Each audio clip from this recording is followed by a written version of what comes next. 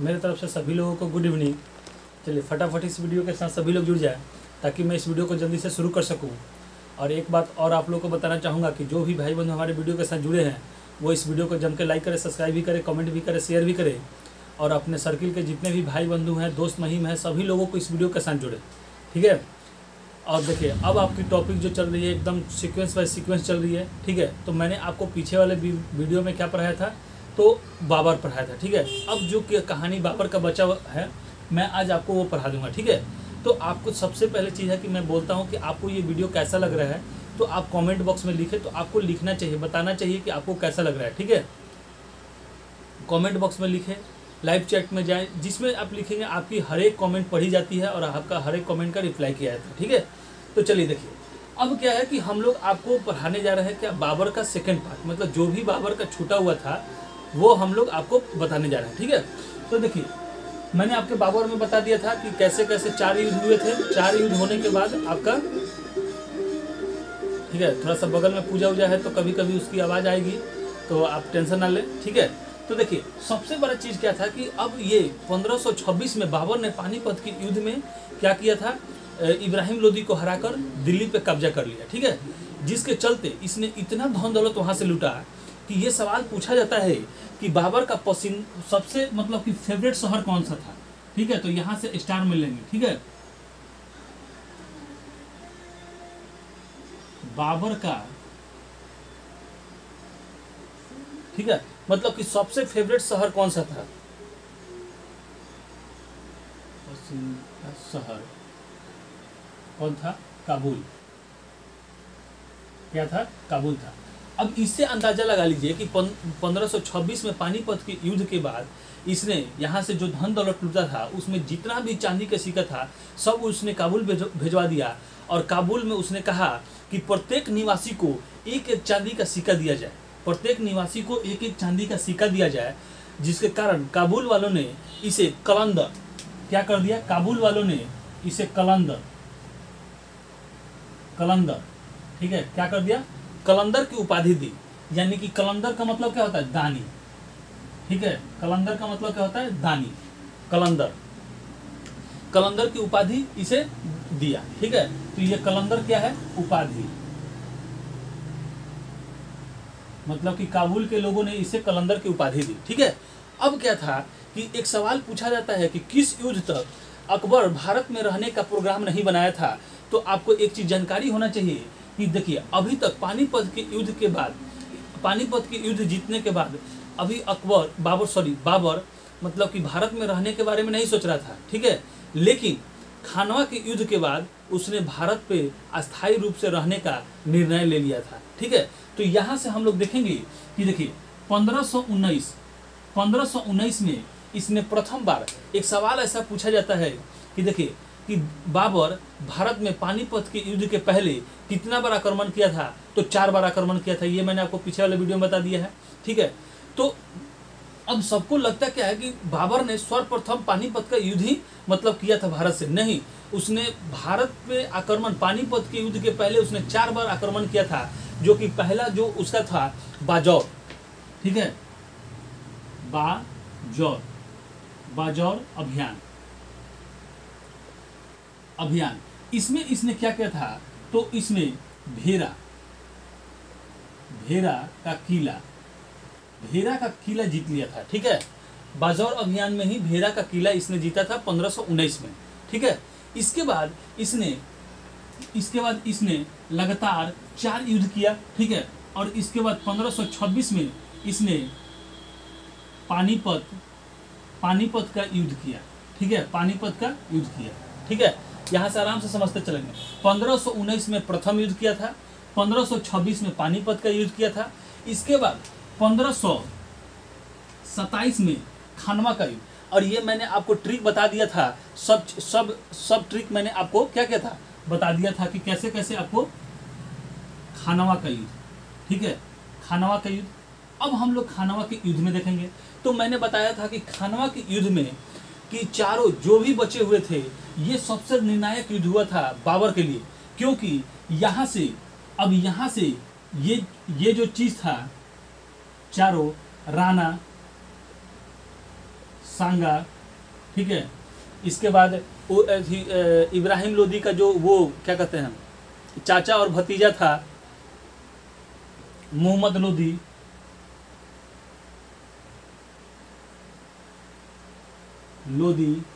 इसके बाद आलम लोदी और एक मालवा का शासक था जिसका नाम था मेदिनी राय।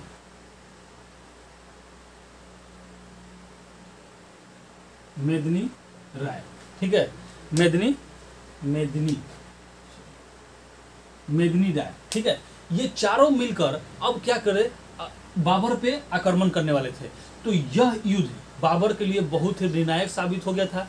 अब वह अपने सेनाओं को क्या किया कि अब ये तो मैदान में आ गए, ये अपनी अपनी सेना लेकर कहाँ मतलब कि मैदान में आ गए, आगरा के पास आ गए, ठीक है।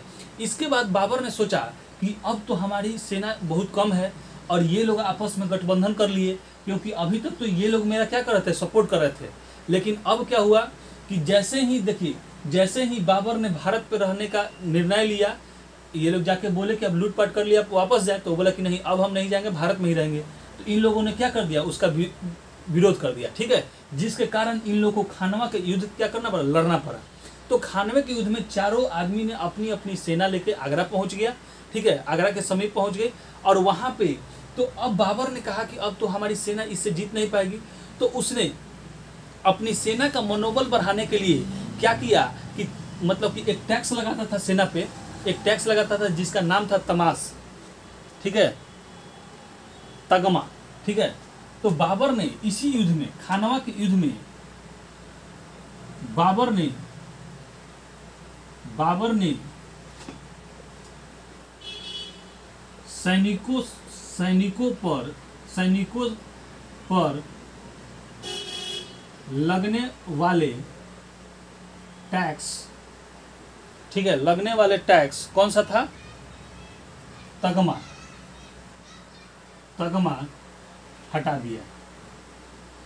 दिया, ठीक है।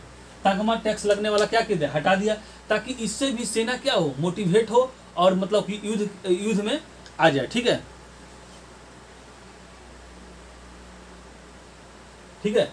अब ये सेना जो थी इसकी मनोबल टाइट हो गया कि चलो भाई, अब ये तगमा नामक टैक्स सेना से लिया जाता था, अब ये टैक्स क्या होगा, फ्री हो गया। तो वो लोग भी फ्री होगा कि चलो अब युद्ध करते हैं। और इनकी सेना मतलब कि लड़के और इन चारों को क्या कर दिया, हरा दिया।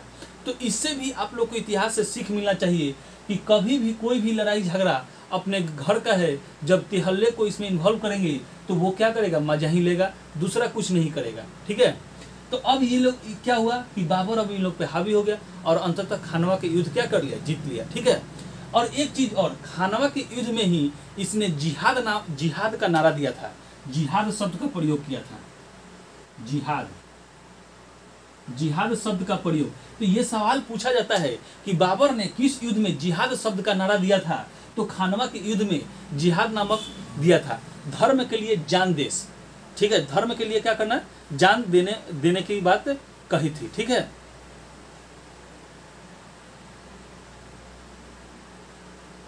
ठीक है, तो ये आपके खानवा के युद्ध के लिए आपको हो गया, ठीक है। अब आपका अगला युद्ध 1528 में आपको क्या होता है कि चंदेरी का युद्ध, ठीक है, 1528 में चंदेरी युद्ध। ये चंदेरी युद्ध में बस यहाँ से राणा सांगा का काम खत्म हो गया था, ठीक है। अब कौन बचे थे, तो मेदिनी राय, यहाँ से मेदिनी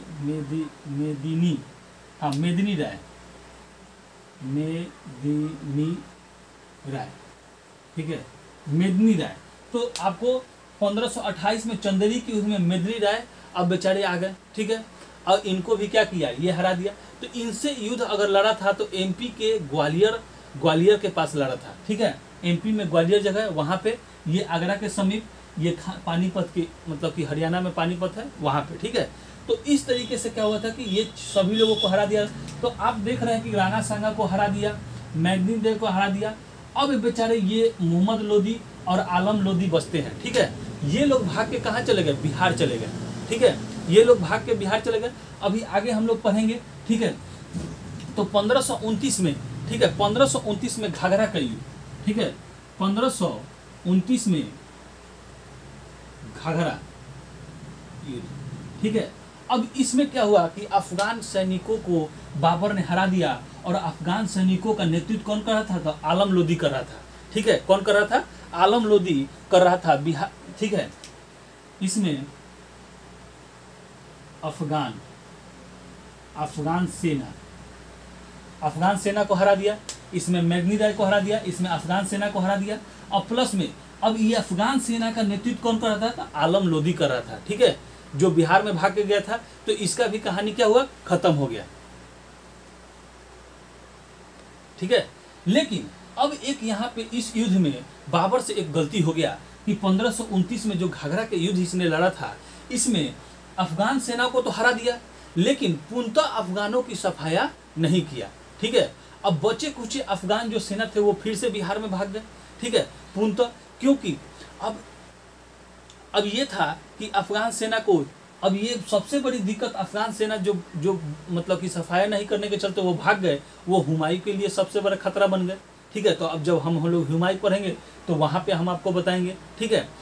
इसी बीच में अब आगे चलते हैं कि 26 दिसंबर, ठीक है, 26 दिसंबर 1530, ठीक है, 26 दिसंबर 1530 में बाबर की क्या हुई? मृत्यु हो गई, ठीक है, बाबर की मृत्यु हो गई, ठीक है।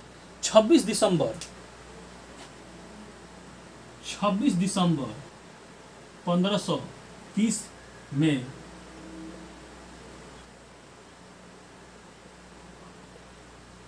बाबर की क्या हो गई? मृत्यु हो गई, ठीक है।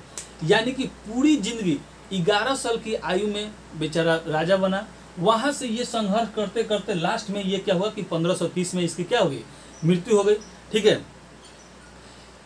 अब ये अपने समय में बाबर जो था एक शहर बसाया था, ठीक है, जो कि आगरा में एक आराम बाग नामक क्या हुआ था? आराम बाग नामक एक बगीचा बनाया था, ठीक है। वहाँ पे आराम करने के लिए वो अक्सर अपना समय बिताने के लिए वहाँ जाता था, तो ठीक है। अब बाबर ने आगरा में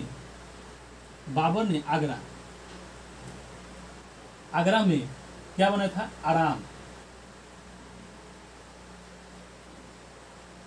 आराम बाग बनवाया था, ठीक है। आगरा में क्या कहता है? आराम बाग बनाया था। इसी में इसके मृत्यु के बाद आराम बाग में ही इसे क्या कर दिया गया? दफना दिया गया, ठीक है। आराम बाग में ही इसे क्या कर दिया? दफना दिया गया। अकबर के समय इसे कब्र से, जब अकबर आता है तो इसके समय में इसे कब्र से, तो देखिए यहाँ से दो सवाल आपका बहुत ही कंफ्यूजन वाला रहता है, उसको मैं कंफ्यूजन आपको दूर कर देता हूँ, ठीक है। तो इसे इसकी मृत्यु के तत्कालिक बाद इसे कहाँ? आगरा में आराम बाग में क्या कर दिया गया? दफना दिया गया। लेकिन जब अकबर का शासनकाल आता है तो वहां से वो क्या करता है कि इनकी एक मतलब कि तुजुक ए बाबरी नामक आत्मकथा थी, उसे क्या करता है? अनुवाद करवाता है, और उसमें लिखा हुआ था कि मेरी हार्दिक इच्छा है कि मेरी मृत्यु के बाद मुझे कहाँ दफनाया जाए? तो काबुल में दफनाया जाए, क्योंकि काबुल बाबर का क्या था? सबसे प्रिय शहर था, ठीक है। तो इसी के अकबर के समय इसे आगरा से कहा? काबुल में दफना दिया गया, ठीक है। तो यहां से लिख लेंगे अकबर के समय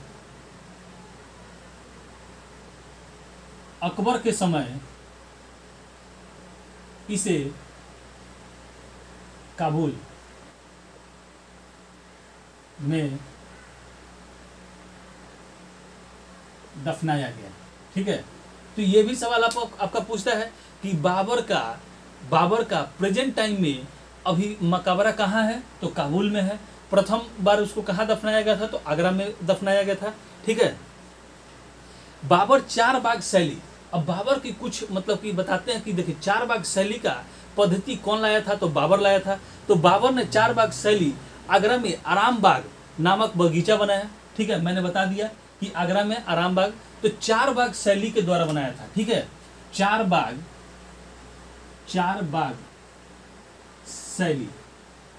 शैली के द्वारा क्या बनाया था? आराम बाग बनाया था। कहाँ बनवाया था? तो आपको आगरा में बनवाया था, ठीक है। अब इस आराम बाग बगीचा में इतनी फैसिलिटी थी कि इस तरीके से वह मतलब कि इस बगीचे को बनवाया था कि एक बार पानी छोड़ा जाता था तो पानी अपने आप ही सभी पेड़ पौधे और गलियारा में क्या होती थी, पहुंच जाती थी। ठीक है,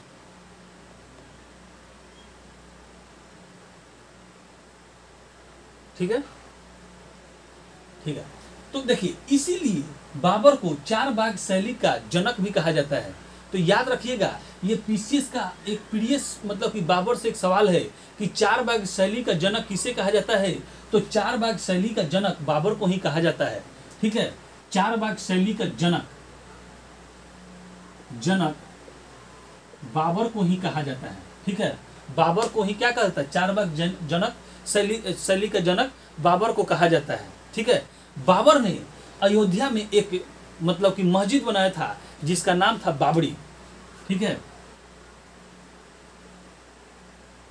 बाबरी। ठीक है, क्या, बाबरी मस्जिद। बाबरी मस्जिद कहाँ बनवाया था, तो देखिए इसने बनवाया था अयोध्या में।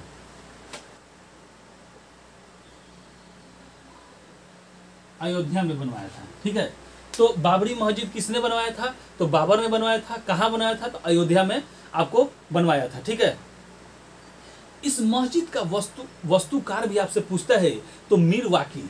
ठीक है, मीर वाकी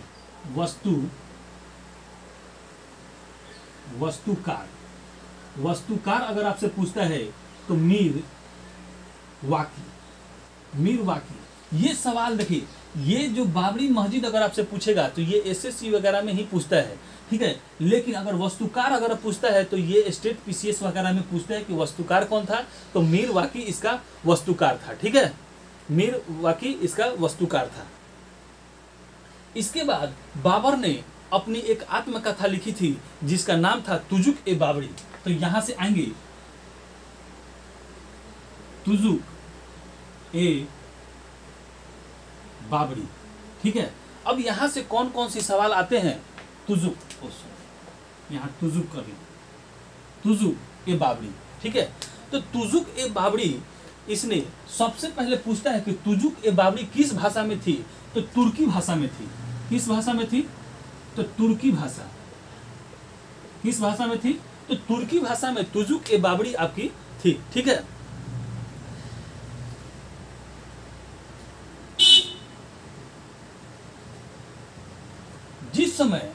जिस समय देखिए अब क्या था, तुजुक ए बाबरी में इसने मतलब कि ऐसा कहा गया है, एक सेकेंड, थोड़ा सा नेटवर्क इशू हो गया था इसीलिए। तो देखिए तुजुक ए बाबरी तुजुक भाषा तुर्क भाषा में थी। इसने अपने मतलब कि अपने इस पुस्तक में लिखा है कि जिस समय हम आक्रमण किए थे उस समय यहाँ पे 5, ठीक है, 5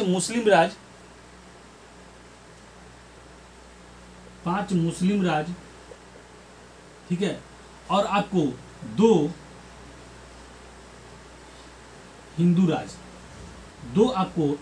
राज थे। ठीक है, कौन कौन, 2 आपको हिंदू राज थे। ठीक है, मेवाड़ और विजयनगर कौन थे, 2, तो मेवाड़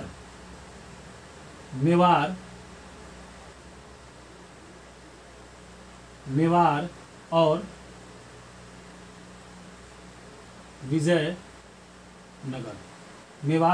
विजयनगर था। अगर ये 5 मुस्लिम राज में पूछे तो पहला दिल्ली था, दूसरा मालवा, तीसरा गुजरात, बहमनी और आपका बंगाल। ठीक है, तो यहाँ से आप कर लेंगे। ठीक है, तो 2 हिंदू राज में मेवाड़ और विजयनगर था। ये मैंने आपको इसलिए लिख दिया क्योंकि ये आपका पीसीएस में पूछा हुआ सवाल है कि जिस तुजुक ए बाबरी में किन दो हिंदू राज्यों की चर्चा है, तो मेवाड़ और विजयनगर।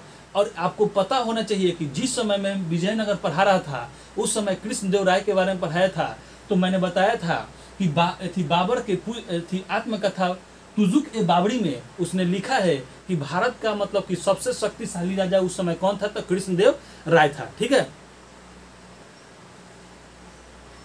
कृष्णदेव राय था। अब देखिए तुजुक ए बाबरी के बारे में थोड़ा सा हम लोग जान लेते हैं। तुजुक ए बाबरी बाबर की आत्मकथा थी और यह कौन सी भाषा में थी, तो तुर्क भाषा में थी। ठीक है, चलिए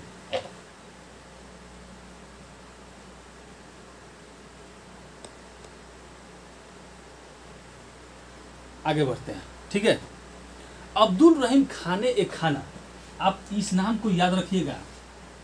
ठीक है, क्योंकि ये सवाल हमेशा पूछा जाता है, तुझ एक बाबरी। ठीक है, खाने खाना ने अकबर के कहने पर इसे क्या किया था, फारसी में अनुवाद करवाया था। ठीक है, अब्दुल रहीम खाने एक खाना। ठीक है, अब्दुल रहीम खाने खाना। ठीक है, अब्दुल रहीम खाने खाने खाना, अकबर के कहने पर इसने, अकबर के कहने पर इसने तुजुक ए बाबरी, इसने तुजुक ए बाबरी को फारसी में अनुवाद किया। फारसी में क्या किया, अनुवाद किया। और इसी पुस्तक को क्या कहा गया, फारसी में बाबर नामा कहा गया। ठीक है, अनुवाद किया गया और इसी फारसी भाषा में अनुवाद करने के बाद इसे क्या कहा गया, क्या कहा गया, बाबर नामा। बाबर नामा इस पुस्तक का नामा। ठीक है, इस पुस्तक का नाम क्या कर दिया गया, बाबर नामा कहा जाने लगा। ठीक है, अब देखिए बाबर के क्या थे, 4 पुत्र थे और एक बेटी थी। ठीक है, तो 4 पुत्र आप सबसे पहले जान ले। ठीक है, कि इसका सबसे बड़ा पुत्र, बाबर के 4 पुत्र यहां से कर ले, बाबर के 4 पुत्र। ठीक है, पहला देखिए, अगर इसके 4 पुत्रों का अगर ट्रिक आप जानना चाहते हैं, अगर ट्रिक बेसिस पे इसका याद करना चाहते हैं, तो आपका कहाँ है हुमायूं, लिख लीजिए, कहाँ ए हुमायूं। ठीक है, कहाँ ए हुमायूं, इसका ट्रिक, क से करमान,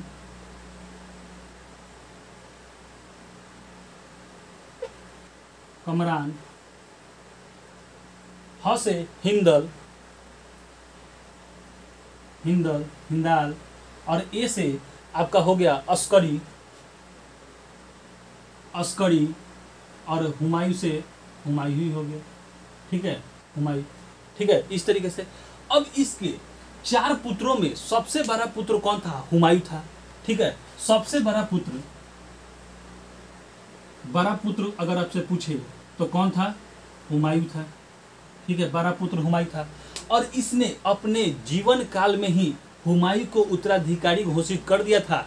लेकिन इसने हुमायूं से कहा था, बाबर ने, कि हमारे मर जाने के बाद तुम्हारे 4 भाई हैं, तुम लोग 4 भाई हो और अपने साम्राज्य को क्या करना, 4 भागों में अपना आराम से बांट लेना कि कभी कोई मतलब कि लड़ाई पीट ना हो। ठीक है, क्या हो, लड़ाई पीट आपसे ना हो। तो इस तरीके से हुमायूं ने, देखिए यही कारण, हुमायूं बेचारा क्या किया, बहुत ही ईमानदार था। ठीक है, और उसने अपने सारे भाइयों में राजकाज को आराम से बांट दिया। ठीक है, तो थोड़ा सा यहाँ पे हम लोग हुमायूं के बारे में देख लेंगे। हुमायूं, ठीक है, यह कब से, तो 1530 से लेकर 1556 तक। ठीक है, अब आपको बताएंगे कि कैसे इस बीच में 2 बार ये आया और फिर चला गया। ठीक है, अब देखिए हुमायूं बाबर का सबसे बड़ा पुत्र था, 4 बेटों में सबसे बड़ा पुत्र था। हुमायूं ने अपने राज्य को, ठीक है, अपने राज्य को 4 भाइयों में क्या कर दिया, बांट दिया। हुमायूं की सबसे बड़ी भूल, अब यहाँ से देखिए, जैसे कि हुमायूं, अब आप जब डिस्क्रिप्टिव लिखने के लिए आएगा तो आप यहाँ से आराम से लिख सकते हैं। ठीक है, तो मैं आपको कहानी के बेसिस पे सुना देता हूँ। तो बेचारा हुमायूं क्या किया कि अपने फादर के जो बाबर ने कहा था उसके हिसाब से ये इसने अपने राजकाज को क्या किया, 4 भागों में 4 भाइयों में अपने बांट दिया। ठीक है, यह सबसे बड़ी भूल इसकी हुई।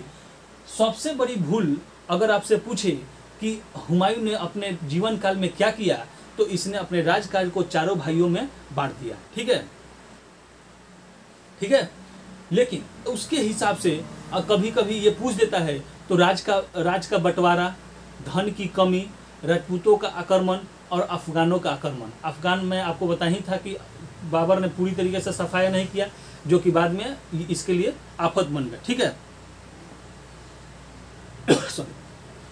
अब इसका हुमायूं का राजा अभिषेक राज्याभिषेक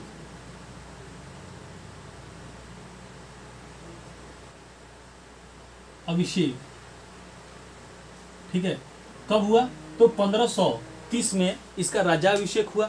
हुमायूं प्रारंभ शासक शांतिपूर्ण था, मतलब कि हुमायूं शुरू में बहुत ही शांतिपूर्ण से जिंदगी बिता, लेकिन उसकी मृत्यु जो हुई और बाद का जीवन काल बहुत ही कष्टकारी हो गया। ठीक है,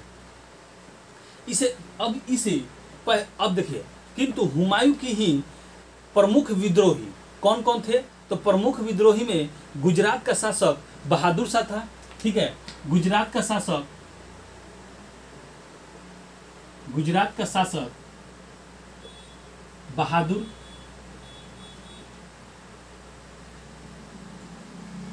बहादुर शाह।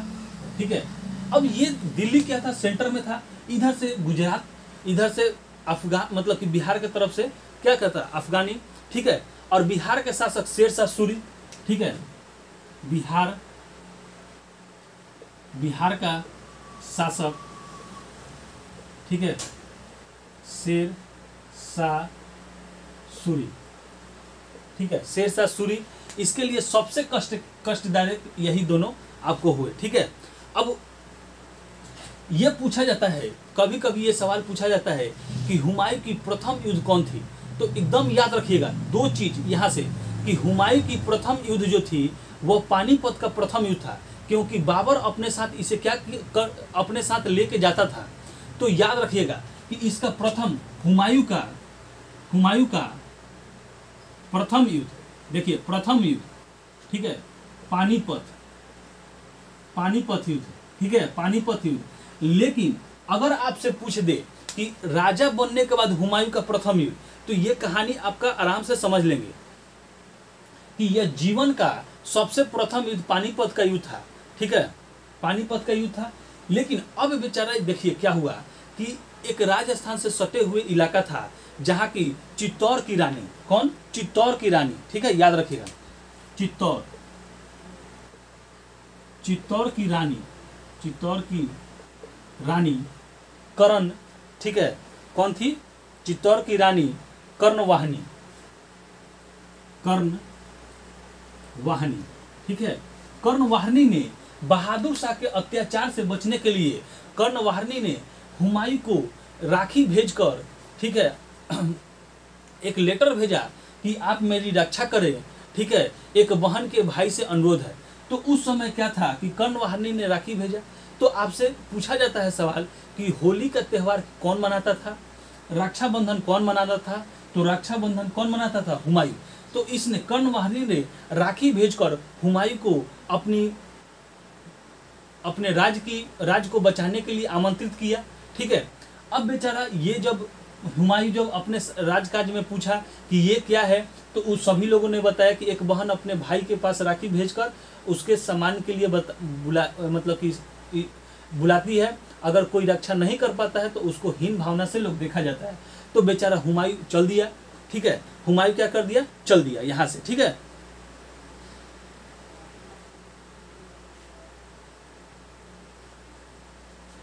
जैसे अब देखिए हुमायूं जो था दिल्ली से जैसे चला तो वह मालवा के पास पहुंचा। ठीक है, तो कालिंजर के शासक, ठीक है, अब जैसे अब ये हुआ तो कालिंजर, ठीक है, कालिंजर, ठीक है, कालिंजर के शासक था प्रताप रुद्रदेव। कालिंजर का शासक प्रताप रुद्रदेव। ठीक है, प्रताप रुद्रदेव ने क्या किया? हुमायूं को वहीं पे रोक दिया और हुमायूं से क्या करने लगा? युद्ध करने लगा। इसी बीच में गुजरात के जो शासक बहादुर शाह था वह क्या किया कि उस पे कर्णवाहिनी पे अटैक कर दिया। ठीक है, कर्णवाहिनी पे क्या किया? अटैक कर दिया। और अटैक करने के बाद जब उसे कर्णवाहिनी को लगा कि अब क्या होगा कि हुमायूं नहीं आएगा, अब हमारा शासनकाल नहीं बच पाएगा, तो कर्णवाहिनी ने क्या किया? मतलब कि जोहर प्रथा को अपना लिया। ठीक है, क्या किया? जोहर प्रथा को अपना लिया। लेकिन जब कलिंजर की युद्ध समाप्त होने के बाद, प्रताप रुद्रदेव के हराने के बाद हुमायूं जब चित्तौड़ पहुंचता है तो वहाँ देखता है कि कर्णवाहिनी क्या हो गई थी, कर्णवाहिनी जौहर प्रथा को अपना लिया था। तो इसके चलते हुमायूं बहादुर शाह को पराजित करने के लिए, ठीक है, तो देखिए अब यहाँ से देख लीजिए कि यह जिंदगी का जीवन का प्रथम युद्ध, ठीक है, प्रथम युद्ध कौन था, पानीपत का युद्ध।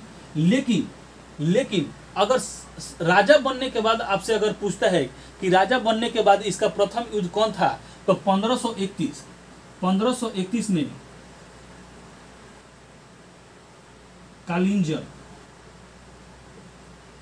कालिंजर अभियान, कालिंजर का युद्ध कर अभियान कर लीजिए।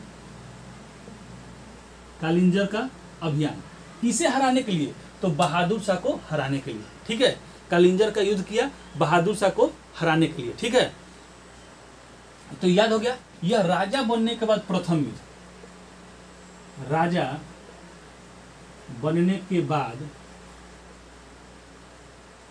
प्रथम युद्ध, ठीक है, प्रथम युद्ध था इसका। तो जीवन का प्रथम युद्ध पानीपत का युद्ध, और राजा बनने के बाद कालिंजर अभियान, ठीक है। तो आज के वीडियो हम लोग यहीं तक रखते हैं, ठीक है। आगे अब हम लोग अगले वीडियो में पढ़ेंगे, अगले क्लास में पढ़ेंगे, ठीक है। तो हमारे साथ जो भी भाई बंधु जुड़े हैं उनको बहुत बहुत धन्यवाद। और इसी तरीके से आप लोग मतलब कि अपना प्यार स्नेह दिखाएं, और थोड़ा सा इस वीडियो को जम के लाइक करें, सब्सक्राइब भी करें, कमेंट भी करें, शेयर भी करें, और जितने भी आपके सर्किल के भाई बंधु हैं सभी लोगों को इस वीडियो के साथ जोड़ें, ठीक है। चलिए।